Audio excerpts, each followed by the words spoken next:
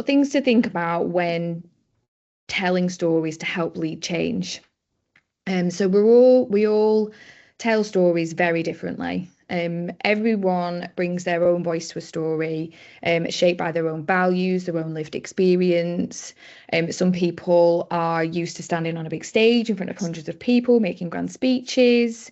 Some prefer an informal conversation or a mix of visual stories or social media posts.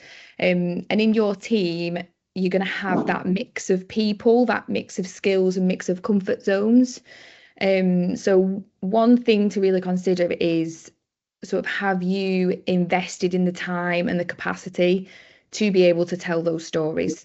So for example, there's a huge change coming in your company. It's a big rebrand or a launch of a new system and way of working.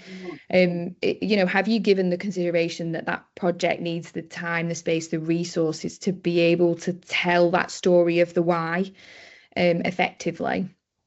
Or it could be as simple as working in social prescribing, and you're asking all your social prescribers to present stories of change to support ongoing change. And have you given them the time?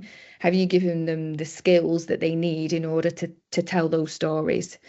So considering that sort of time and capacity and skills, we feel that there are tools and frameworks that can really help in telling the story and in building the story. So there's a few things that we think about when we're considering our storytelling and narrative, and these are three of the models that we kind of use as reference points, and then we've developed a storytelling model for systems change that I'll share with you in a second. Yeah. So the two-loop model is just the idea that as an old system, story, or mindset decreases, a new story or system emerges.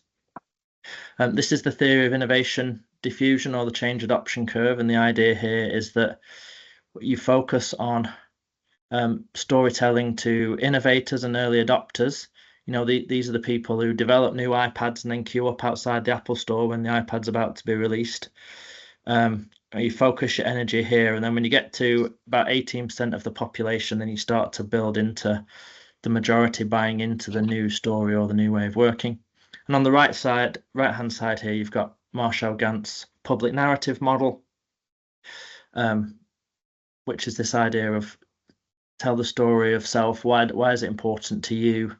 Tell the story of us. Why is it important to us collectively? And therefore, what should we do about it? So I want to share with you our Together Active Future storytelling model for systems change, which combines some of these ideas. And this can be a good framework or a reference point for you to think about, well, what story should we be telling and how should we be telling our stories? So the way that this works is this idea that there's the current frame, as we've touched on already.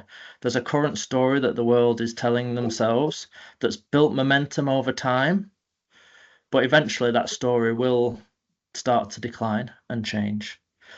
And at the same time as a current frame or a current story is emerging and building momentum, even early in that process, you can see a second loop here where new stories are emerging. For example, the current frame of reference, if you want to find new information, is you're going to Google it, right? That's the story. We've even got a word for it, that we're going to Google it and find out. And that's been building now for a long time and gathering momentum. And maybe we're somewhere up here. But for a while now, this new story of we can use artificial intelligence to help us answer questions and to sort through information more efficiently has been building. Artificial intelligence is not new, but you're starting to see now with the rise of ChatGPT, for example, that more and more people are starting to use ChatGPT to ask questions and to access information when they would have previously Googled it. And then we've got two areas here: the how we tell the story and the who are we telling the story to. And these are the two things that we need to think about. So if we're early on in our phasing of a new story, what we're doing is we're seeking for innovators, people who are like you, who have the same values as you do or the same interests. And when you're talking to innovators, when a new story or a new idea is very new, the story that you're looking to tell is what we'd call a values story. We're not connecting on evidence because there isn't any. We're not connecting on research or fact or processes or structures. We can only connect on values because it's an ideas-based story at the moment. We've got this idea that maybe something can be different, or maybe something should be different.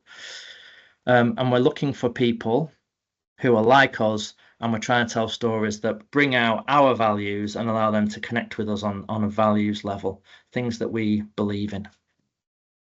Once we've got a few innovators together, all the stories starting to gather a bit of momentum, we're going to work with those innovators. So we might be in a group of 6 or 8 or 10 now in our local place or within our organisation.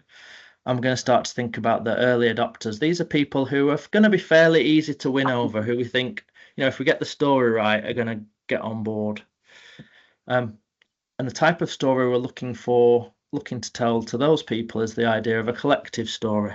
Why will this be good for us? So it's not only what do I believe in, but why will it be good for us as a collective? What's the benefits and values and opportunity for us as a collective?